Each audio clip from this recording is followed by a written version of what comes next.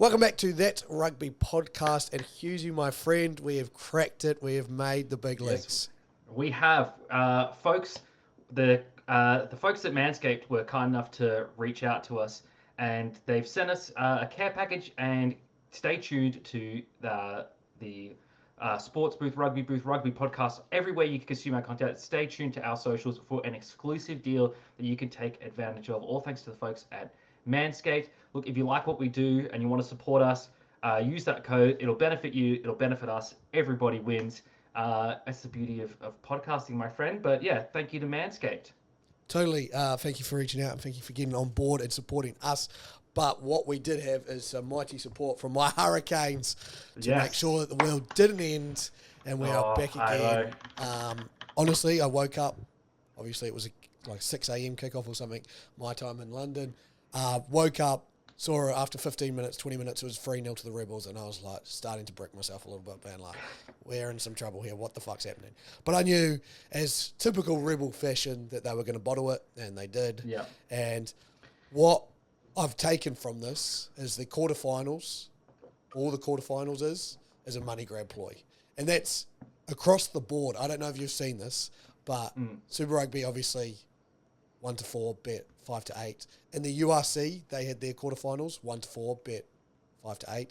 And the Premiership, every home team won in the finals. So, I mean, it's a bit different.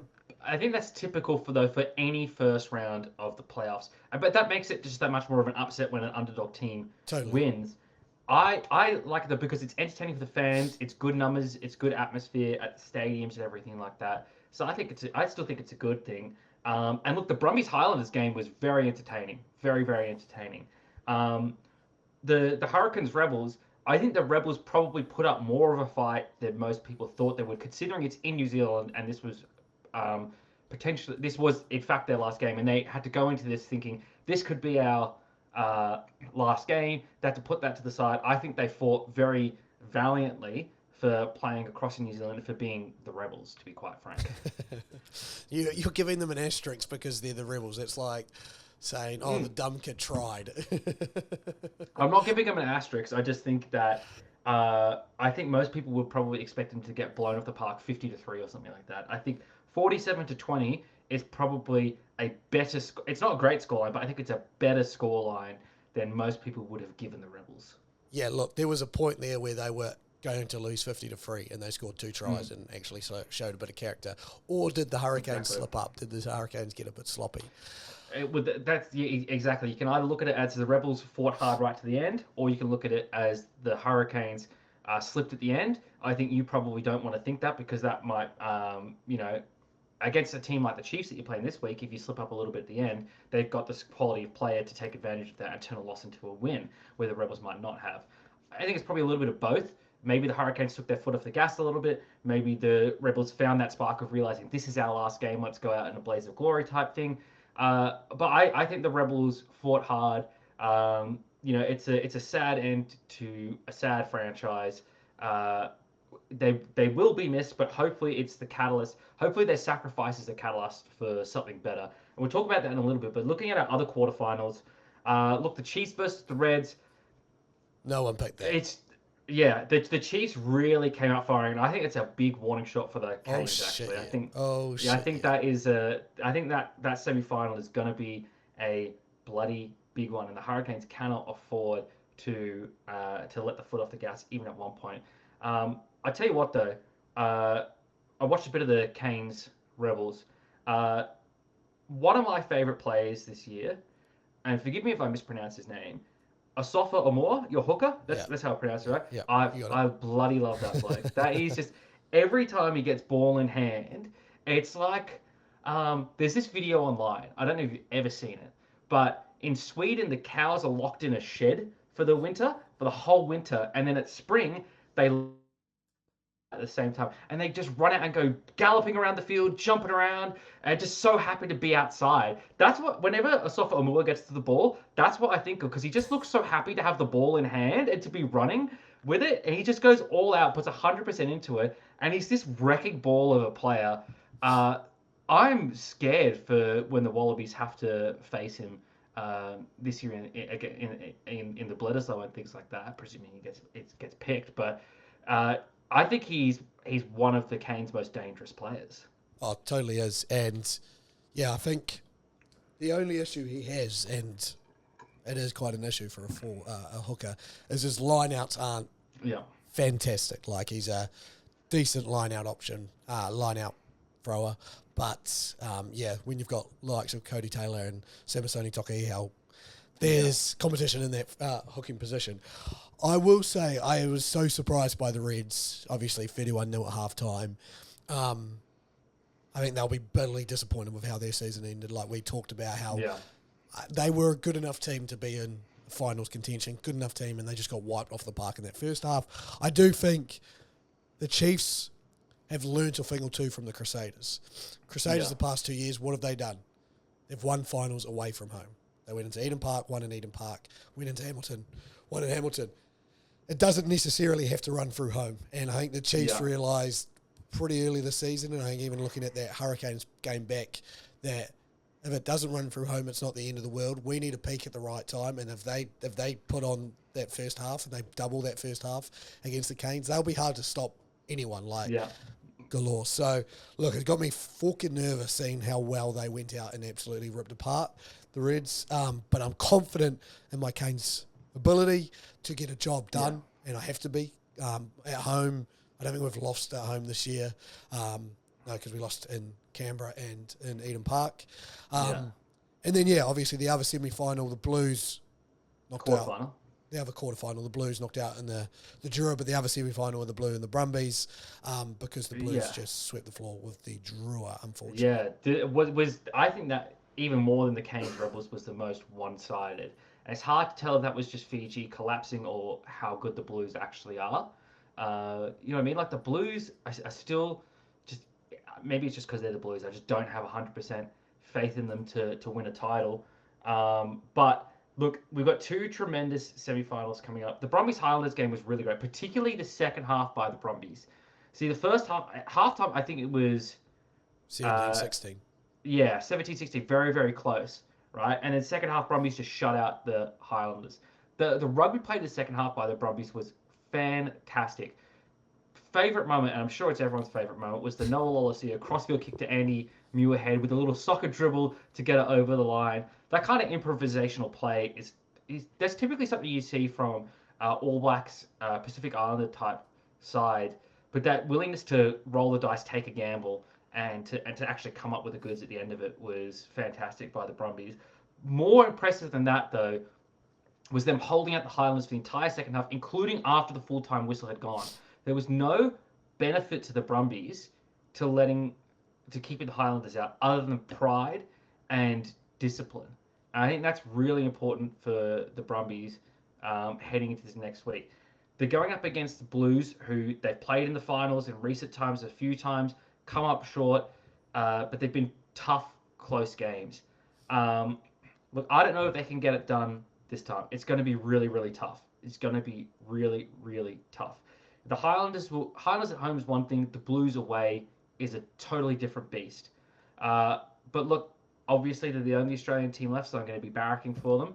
And hopefully they can get it done and to set up a tremendous final. The best thing that could happen from an Australian perspective is two upsets. The Brumbies and the Chiefs both win. Because then the final's held in Canberra, right? That'd be double thumbs up from this guy over here. But it's going to be very, very tough.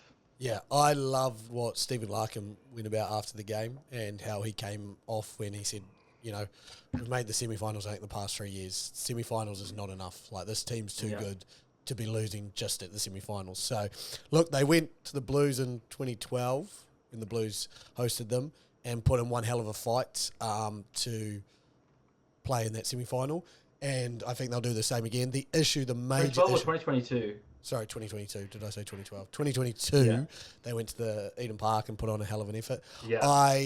We're one referee decision away from a win there. They could have won that one. I think the biggest issue the Brumbies have is their front row stocks are decimated as well.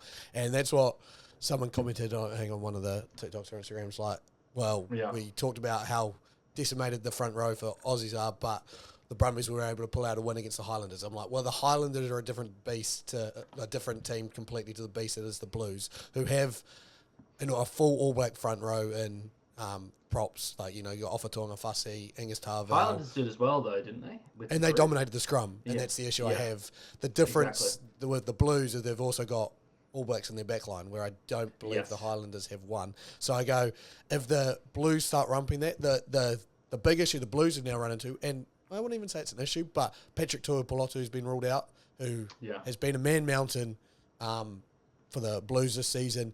They do have some fantastic locking stocks, the Blues. They've got Bura, I think I'm saying his name right. They've got Derry and McGonigal. McFonagle, I don't know how I'm saying that name. But, yeah, those three all capable of backups, but it is a leader and a presence on the field that'll hurt the Blues going into this game. And he's out for the rest of Super Rugby. So, yeah, look, he'd put his hand up big time this season. I thought Patrick Tuipulotu. But, misses out on this. Hoskins to Tutu, I think we've talked about him a few times, is going to be, I think, the game wrecker for the Blues here, really. Talia on the wing as well, obviously, going to be a huge presence. But, I just think Hoskins to Tutu is going to be too much for the Brumbies to handle. Look, I want the Brumbies to win, heart says Brumbies, head says Blues, Yeah. And then, obviously the other semi-final we have mentioned, Hurricanes versus the Chiefs, where it'll be two electric backlines going at it, like watching the Chiefs game and seeing that back three of Stevenson, Narai, and Nanai Satudo going off against Ruben Love, probably Josh Morby, and then either Rausi or Naholo is going to be fantastic. Yeah. For me, who I go for in this game depends entirely on the previous result. So if the Brumbies beat the Blues against all odds, then I'll be. No offense, I'm going for the Chiefs just so the Brumbies have a home final. Oh, that's purely it. Nothing else in it. However, if the Blues win, I'm on the Canes bandwagon. Can I just say, how crazy this would be? The Blues win. Let's say the Blues win. Say the Chiefs win. The two finalists. Guess which team this season bet the two finalists? The Crusaders. Two of their 4 wins are going to be. They bet the Chiefs at home and they bet the Blues at home. So 2 of their 4 wins would be against the finalists at home, and I just go, that sums up the Crusaders' season. Like, such a good team, but if you don't make the finals, you say that, right? So let's say that is the finals. Okay? Blues versus, you know where I'm going. Yeah. Blues versus Chiefs. The only team to have beaten those two, the team that's beaten those two teams is the Crusaders. The only team that's beaten the Crusaders twice is the Waratahs. It's the only 2 wins of the season. Therefore, Waratahs would actually be Super Rugby champions, is what I'm getting from what you're telling me. From last to first, yeah, fair enough, yeah. Yeah, exactly, 100%. 100%. All right, on the spot. The maths adds up. On the spot, who are you taking? Are you picking with your head or your heart? In the semi-finals, who am I taking? Semi-finals, yep. Brumbies and Canes. All right, I'm picking with my heart. Pick with my heart for one. Pick with my heart for both. I have no attachment to the Chiefs other than Damian McKenzie. He's going to be distracted. House of the Dragon premieres on Monday, so he's going to be doing all his press tours for that. Daemon Targaryen. So he's going to be distracted. He's not going to have his head in the game. Hurricane's going to win that one. I want the Brumbies. Obviously, I've got to pick the Brumbies. They're the only Australian team left. And then, look, you're my brother, so I got to go for the Canes. Yeah, love that. I'd be picking the Waratahs if they could make any final series. But, I'm going to go Hurricanes Blues. I think it'll be top 2 will get through. I don't... Sorry. I think the Blues will actually end up running the Brumbies off the park. As much as I want the Brumbies to put in a fight, I think, depending on the team they name, the Brumbies, if they can get a scrum together. But I just think if Slipper's out, if Shoop's out, I just go they're going to get pushed back. The maul from the Blues is dominant. Again, they've got a 4-pack that's beastly and then a back line that's electric. And I just go, I think, Talia scores a hat-trick and they run away with the game. But I think Hurricanes Chiefs is going to be a hell of a close one. And it's going to be down to big plays, big players, big moments. Alrighty, second point for today I want to touch base on is the ever-growing rivalry that we see, which is Ireland and South Africa. For many people, The two greens, green against green hate. Yeah. For the people who haven't seen it, Damian Allende has done an interview with Big Jim, I think it is, Big Jim Ross show, on Rugby Pass. Big tall Scottish lad who does all the interviews with everyone, and they talk about everything and everything. Pass, yeah. Yeah, it was 40 minutes. They talk about everything and everything. It's moved to Japan, the Rugby World Cup, the setup of the squad, and it's really, really insightful. Now, obviously, what's been clipped from that interview is the one time that Allende said that he felt that the Irish media disrespected him, the Springboks and South Africans. And obviously, already after discussing what happened at the World Cup, people will take that and run with it. Damian Allende may be one of the nicest people in the world, and I will defend him a little bit because he was actually talking about the 2017 38 free fomping that the Irish did against the Springboks and how they felt disrespected after that. So it had nothing to do with the World Cup, but obviously people will run with it and make their own stories. And he actually said, I don't think it was the players or coaches, but more the media. So he was calling out the media, and I don't even think he called out the fans. I think it was media specifically that he felt disrespected by. And again, you lose 38 free. You probably deserve a little bit, but they were also, 2017 had won Rugby World Cups, Ireland haven't, and we're only coming into their own. But I kind of did some digging because I go, well, a rivalry, it needs to be close or there needs to be something like that. So I say that because obviously us and the Wallabies, it's not close, but there is something there.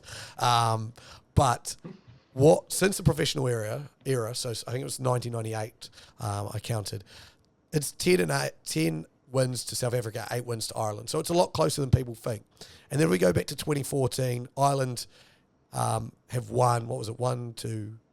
They've won 5-2. South Africa's 2. So in the last 7 games, it's 5-2 to Ireland, actually, which is... And so... That's not what I would have said. Without even knowing the history, if you just asked me off the top of my head, in the last 10 years, who's got the better head-to-head record, Ireland or South Africa? I would have picked South Africa. I think most people outside of Ireland and South Africa would have picked that. So that's really surprising to me. Totally, yeah. And 4 of the games have been in Ireland, 3 in South Africa, and then 1 was at the World Cup. So 2014, Ireland won in Dublin and the end of the year tour. Then they toured South Africa in 2016, where they won the first game 2026, lost the next 2. So South Africa won that series. Then we had the infamous 2017 one, which Ireland won 38-3. Then in 2022, Ireland won 19-16. And then obviously at the World Cup, they won 13-8. So Ireland have the upper hand. They're 3 in a row, but they haven't travelled to South Africa since 2016. They did obviously win in South Africa the first game in Cape Town.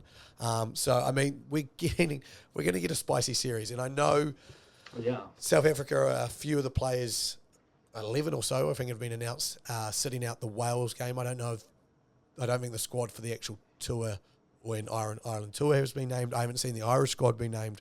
I imagine they're going to be taking some serious players and there's going to be a couple of decent squads because of what has led up to this moment. Both teams are going to want to win this. Like, it is becoming a point where this is now a heavyweight title fight. Like, you've got the world champions against the number 1 believers who think that they should have been world champions type thing. And it's going to be knockout blow after knockout blow. So I'm excited for this series, and I will probably be watching this very closely. Obviously, London, better time zone than Australia and New Zealand. Yeah. So I'm just so excited for this, and I don't think I've been more excited for a non-rugby championship South African game. You know what I mean? Like, I don't really give a damn if South Africa's playing anyone else, as most Springboks shouldn't give a damn if New Zealand's not playing anyone else if it doesn't affect them. Like, I don't think Springboks are going to be caring if New Zealand beat England or not. I'm actually invested in this tour now. And I imagine the fans will be as well, even more so than usual. I mean, Springbok fans, as we know from personal experience, are very passionate, very, very passionate about their team, and rightly so. They're a tremendous team. They're probably, and I say this in all seriousness, they're probably one of the foundational elements of South Africa as a country, right? I mean, not to lend too much weight to a film, but Invictus, I think, showed a really good insight into that for that particular World Cup. But if you talk to any South African, at least any South African I have ever interacted with, has been super passionate about a couple of things, right? Number 1, Springboks. Number 2, Braai, which is their barbecue for those that know. And number 3, biltong, right? Common elements across all South Africans. Those 3 things, right? And the Springboks Springboks ranked number 1 amongst everything else. And so those fans that are already so invested in that team, to be hearing these interviews where, the alleged Irish arrogance in the World Cup after beating South Africa, the disrespect after the 38-3 win, now they're coming into their house. You better believe those fans are going to be letting the Irish players know every little mistake, every little infraction, every little perceived slight or insult will be paid back 1,000-fold from jeering fans. I also think that Ireland are going to get a massive touring squad. Like, this is now getting built up where the Irish are going to be like, yeah, let's take it to these South Africans. I think, as you said, I think it's Springboks are part of their identity like the All Blacks are. And I think the Irish rugby team is becoming part of the Irish identity as well. Like, that's how much past 10 years Irish rugby has grown, what Joe Smith started and Andy Farrell took over. So hopefully Joe Smith can do the same with the Wallabies in part. Bring the Wallabies back into the identity of Australians. But he's got a lot of work to do. Hello, ladies and gents. Hughesy from That Rugby Podcast here. If you're a hirsute man or woman like myself, man here, you'll know that being hairy up top means you're naturally hairy down low. You don't have to have the biggest bush outside of a national park, though, and Manscaped are here to help you achieve your manscaping dreams. Kate Bush might be running up that hill, but with the Manscaped Performance Package 5.0 Ultra, you'll be trimming up your pill in no time. If, like most Aussies, you're heading somewhere warm this winter, you don't want to be sweating up a storm in the summer heat, so make sure you're ready for smooth sack summer. Join the 10 million men worldwide who trust Manscaped with our exclusive offer. Get 20% off and free shipping when you go to manscaped.com and use code RUGBYBOOTH, all one word, at manscaped.com. Now, Manscaped were kind enough to send us here at the Rugby Podcast a care package of the Manscaped Performance Package 5.0 Ultra, including a free bonus set of very comfy Manscaped boxes, which I will not be showing here, and this stylish shed travel bag.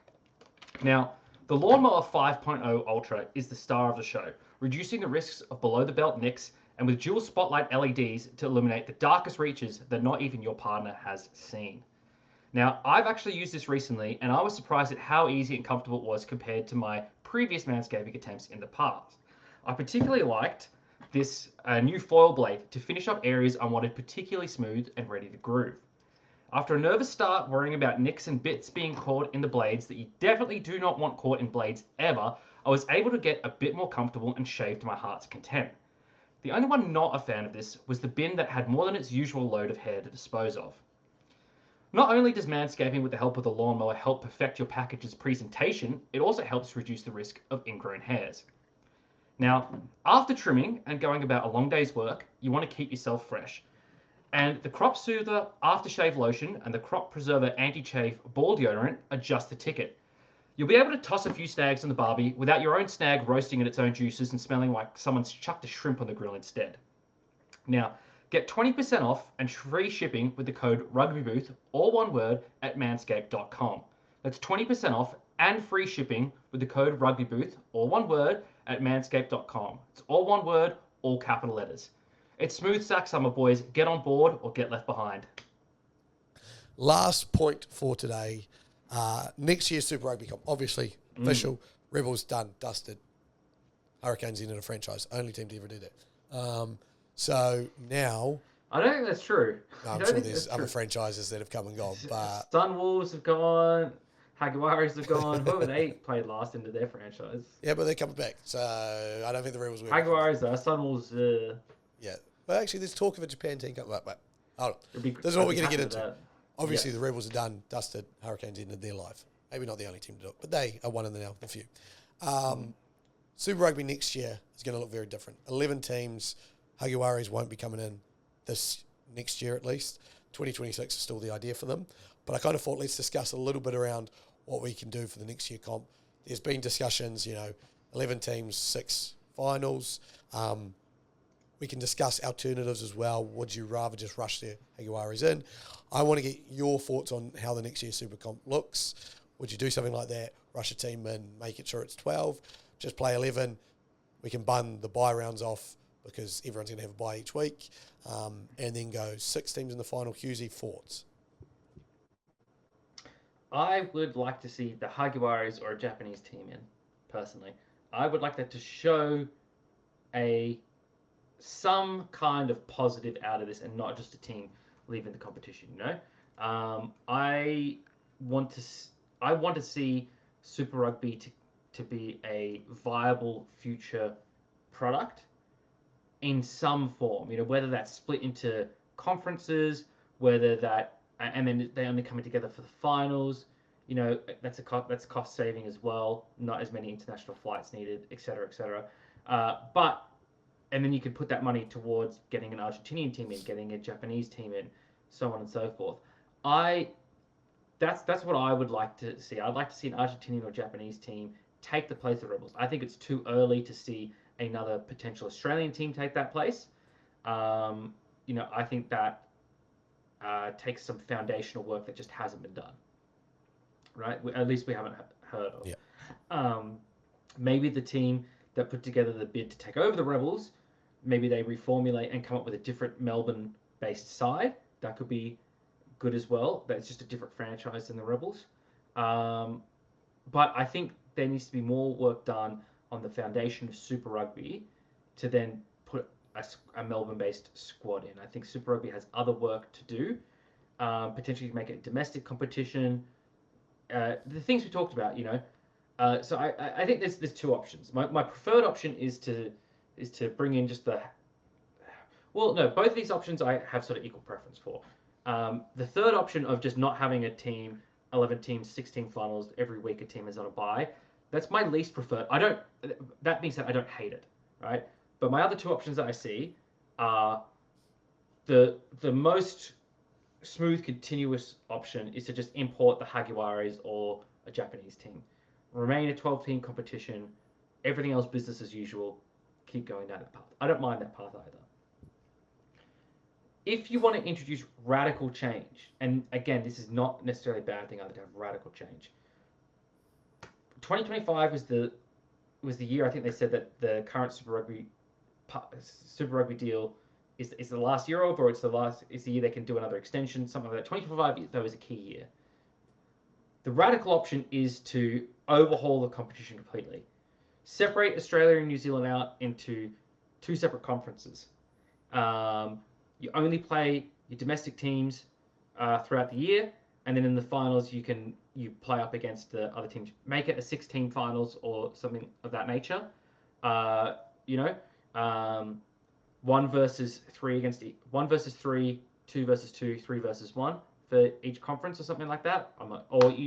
Team 1 and Team 1 have a bye round. Team 2 plays Team 3 from the opposite conference, so on and so forth. They can work out some kind of finals deal there. Or you split the competition, bring in new franchises for the different countries, you know, split up New South Wales, extra Queensland team, so on and so forth.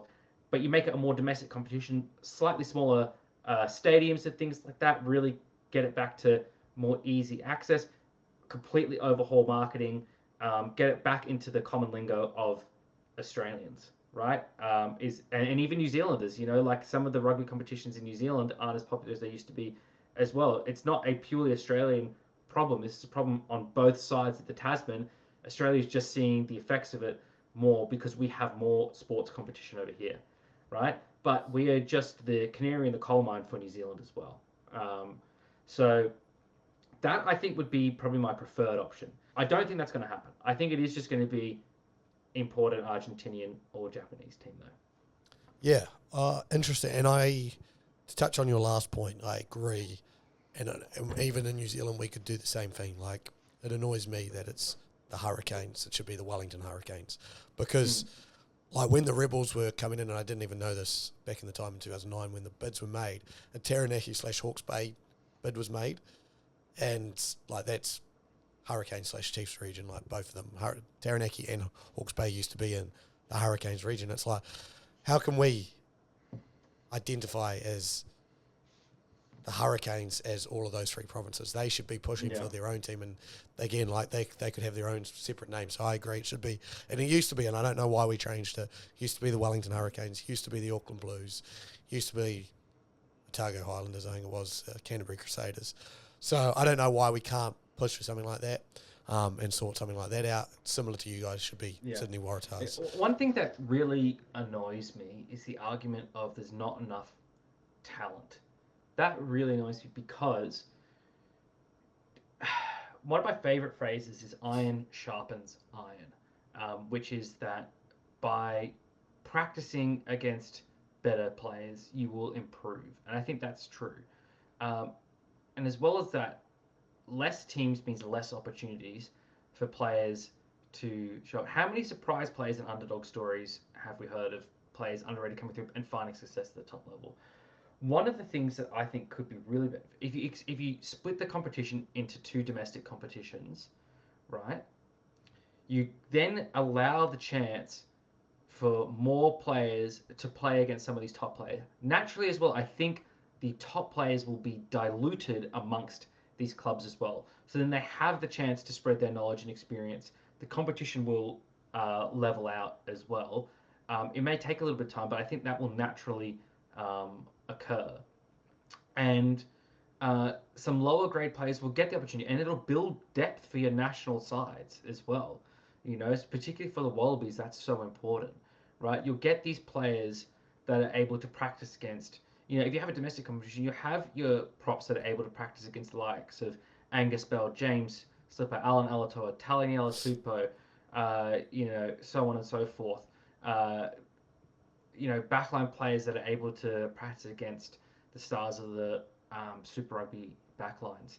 And I think you'll get those opportunities for players to shine and to prove. But even just that, they just get, say we have a run of injuries like we do this year for Australian stocks in the front row, right? At least the players that you then call up to take their place will have had experience at playing against other players at the top level. And they'll have that experience to call on if they're called into the national side. So for me, I think that's the better path, is to split the competition until finals time and then to play against each other in finals time. Yeah, I don't mind it at all as well. And I think when we try to do the conference system... Sorry, just to interrupt again, look at Fiji and Moana, Fiji Endura and Moana Pacifica. How many of those players have had chances in Super Rugby before these teams have come in?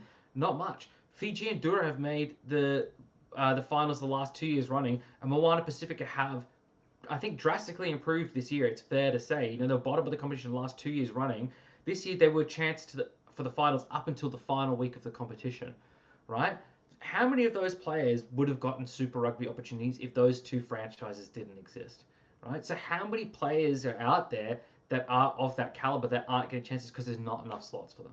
So that's what, when people say, oh, there's not enough talent to have that many teams, I think it's because you're looking at it through the lens of what the Super Rugby competition currently is, not what it could be. You know, if you look at NRL, right, just for example, to take the closest analogy, right, Penrith have won the competition last 3 years running. So surely we should reduce the number of NRL teams then, because there's only a couple teams that can challenge Penrith, right? So surely there's too many teams and there's not enough depth of players. No, the NRL have expanded and they're looking to keep expanding because there is enough talent out there. Just because a team keeps winning, week to week it's entertaining. Week to week there's upsets. Week to week there's different storylines that come out. Week to week there's new players getting opportunities and chances, and it's a domesticated competition. There's opportunities for that talent to show, and I think rugby is missing a trick by not playing in a similar vein to the NRL. No, I agree. And I was only going to mention, I think when we went to the conference system with South Africa and Australia and we tried it with the Super 18, it was just a bit confusing. It was like, this person can qualify for finals by doing this and doing that, and then 2 New Zealand teams can't. If you go conference, everything's, internal, and you go top 2 of each conference qualifies, it's easy. Like, we make it as easy as possible to understand. It can definitely work. What I think is going to happen, though, for next year's Super Comp, I think it's going to be 11 teams. And I think they're going to go 6-man finals. First 2 teams get a bye. 3 plays 6, 4 plays 5. Then we get straight semi-finals, finals. I just think that'll work. I think they'll push to have the Anzac test that they talked about this year. I think that'll be pushed really hard. Because what I think they'll do is they'll go bye for everyone and then just a full round bye in the middle of the year and the Anzac test go bang. Again, everyone plays 10 games instead of the 11 games this time, or whatever it is. I think you could potentially play everyone twice. It would be a bigger season. Because I think, what did we play? 15 rounds before quarterfinals. So there would be a way to work out with the draw how it would work. I imagine you'd play everyone in your country probably once and then someone else twice. They'll work that out. But I think that'll happen for now. I do like your idea. I think there is a chance that I think we could go 6 and 6 teams in each conference, or even a 7 and 7 team in each conference. I think it could easily, New Zealand could hold another team. I think if Moana Pacifica actually played more games in Pacific Islands, I think it would suit them a bit more. They'd stay the New Zealand side. Obviously, the Drua would stay in the Australian side. And, yeah, you just add a couple more teams in Australia, find that way. And, yeah, you start to really identify where are we from, what locations are we trying to target with this. We can't do all states. We can't do New Zealand regions. You're a city. You're a couple of cities that have joined together to make this team. And you have a real identity to it. Because it would be interesting to me to find out, and I wonder if the Hurricanes would have the data. Obviously, semi-final this week, so we hold in our region. We have Wellington all the way up to Manawatu, all the way up to Hawke's Bay. So we're all the way along the east coast of kind of bottom of the North Island and the middle of bottom of the North Island. How many people from Manawatu and Hawke's Bay are making that trip to Wellington?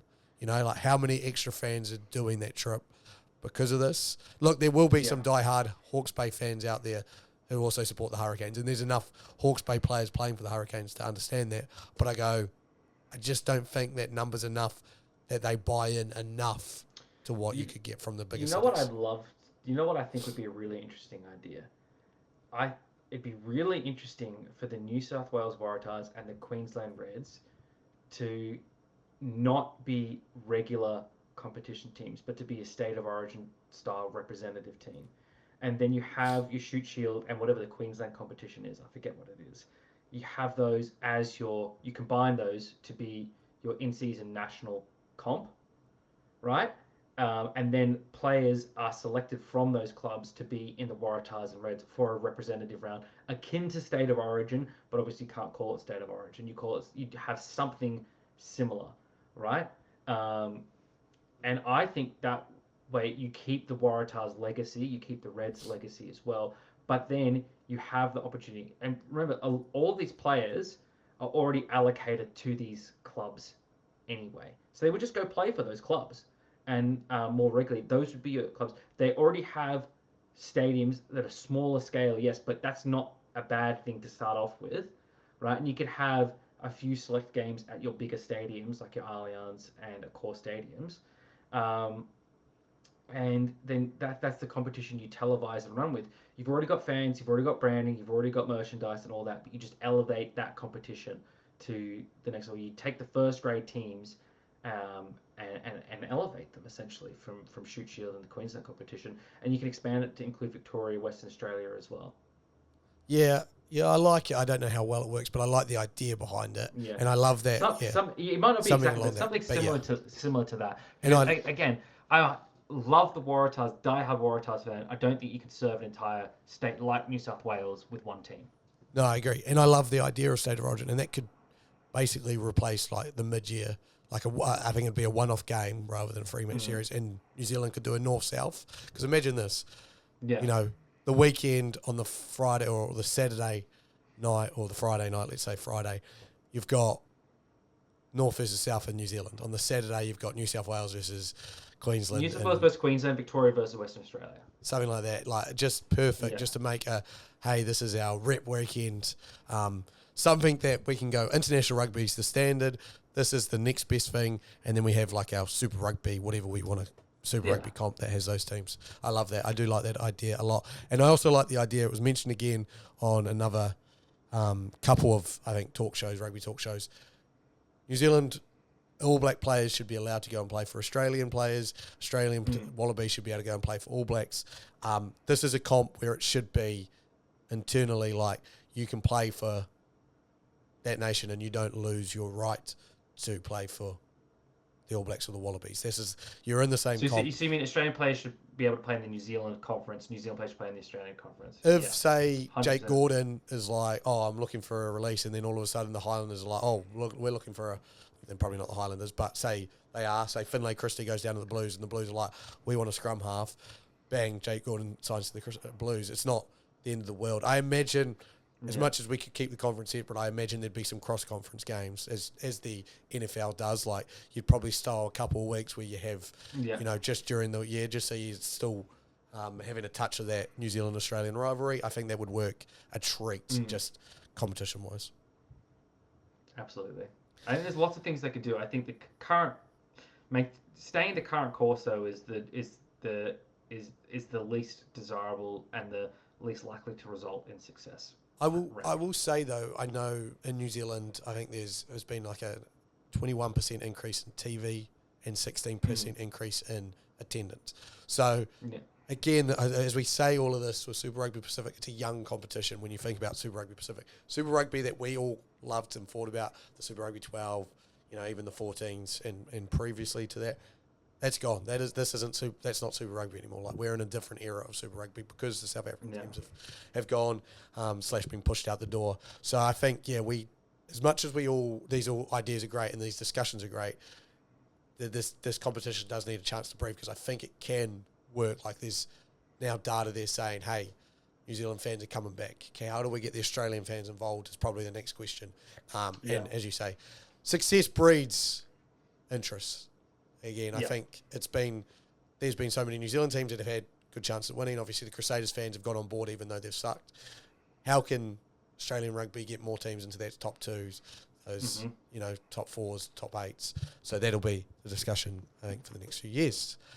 But that is us for today.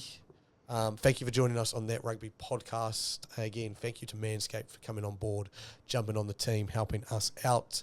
If you do enjoy these podcasts, make sure you like and subscribe if you're on YouTube, or make sure you give us a follow if you're on Spotify or Apple, whatever they do there. And make sure you keep listening, follow us on socials, all of that good stuff. My name has been Luke. That has been Husey. We'll be back again next week to review the semi-finals and preview the final. For now, goodbye. Peace.